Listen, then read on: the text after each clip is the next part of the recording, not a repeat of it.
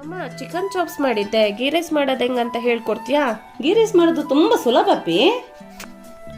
ಸ್ವಲ್ಪ ಎಣ್ಣೆ ಮತ್ತು ಸ್ವಲ್ಪ ತುಪ್ಪ ಹಾಕು. ಮತ್ತು ಅದಕ್ಕೆ ಚಕ್ಕೆ, ಲವಂಗ ಮತ್ತು ಪಲಾವ್ ಎಲೆ ಹಾಕು.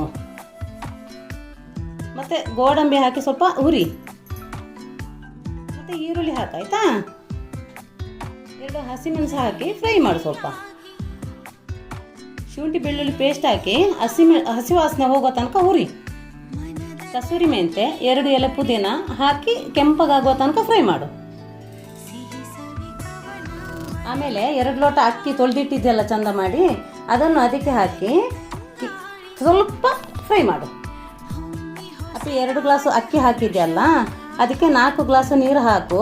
ಬೇಕಾದರೆ ಒಂದು ಅರ್ಧ ಗ್ಲಾಸು ಜಾಸ್ತಿ ಹಾಕು, ಆಯಿತಾ?